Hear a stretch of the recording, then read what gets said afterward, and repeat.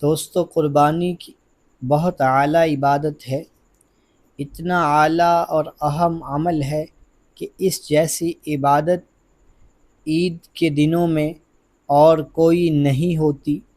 احادیث مبارکہ موجود ہیں، حضور نے فرمایا کہ قربانی کے دن قربانی سے بڑھ کر عمل کوئی نہیں ہوتا۔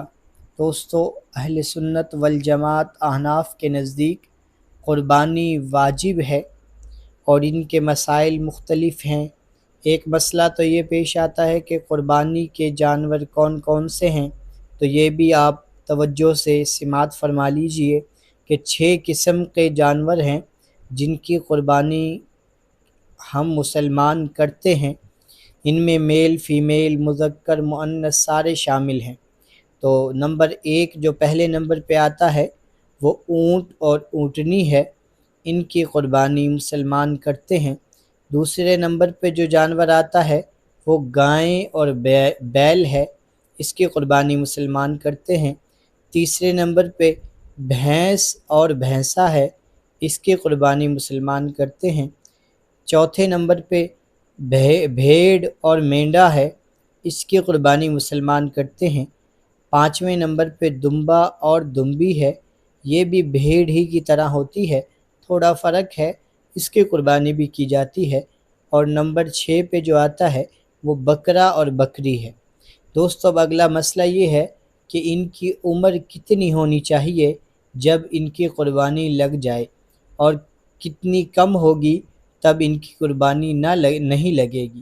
تو دوستو اونٹ جو ہے نا، اونٹ، اس کی کم از کم 5 سال عمر ہونی چاہیے۔ 5 سال سے اگر کم عمر ہوگی تو اس اونٹ کی قربانی قابل قبول نہیں ہوگی، اس لیے کم از کم 5 سال ہو، اس سے زائد چاہے 6 7 8 سال جتنی بھی ہو، اس کی قربانی قبول ہو جائے گی۔ نمبر 2 پہ جو ہم نے کہا گائیں اور بیل ہے، تو اس کی جو عمر ہے، اور نمبر 3 بھینس اور بھینسا، ان دونوں کی جو عمر ہے وہ کم از کم 2 سال ہونی چاہیے۔ 2 سال سے اگر چھوٹے ہوں گے تو ان کی نہ گائیں نہ بھینس، ان کی قربانی نہیں لگے گی۔ بھینسا جسے ہم کٹا بھی کہتے ہیں، اس کی بھی جو ہے نا عمر 2 سال ہونی چاہیے۔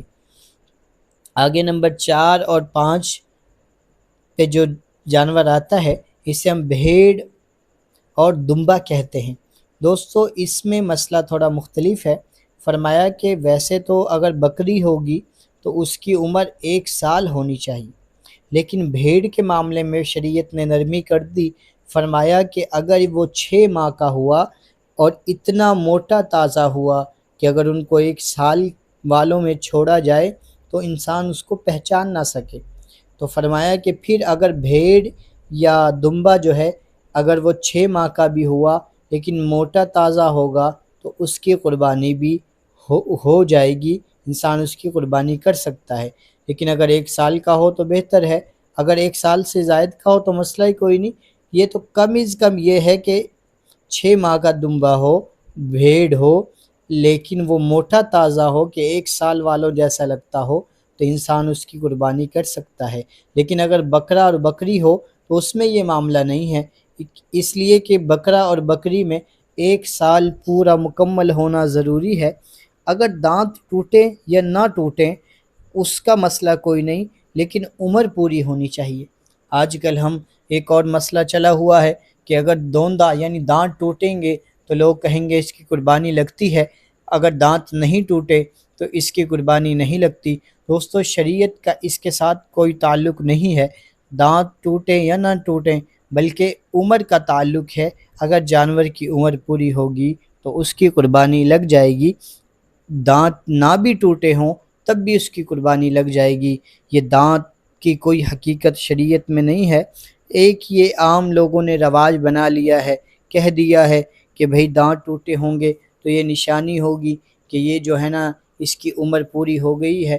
ایسا نہیں ہے، بعض جانوروں کے دانت ایسے ہوتے ہیں کہ وہ 1.5 سال کے بھی ہو جائیں، بکرا وغیرہ، تو دانت نہیں ٹوٹتے، تو یہ ضروری نہیں ہے۔ ہاں اگر عمر پوری ہو گئی، دانت نہیں بھی ٹوٹے ہیں، تو آپ بکرا بکری کی قربانی کر سکتے ہیں۔ وما علینا الا البلاغ۔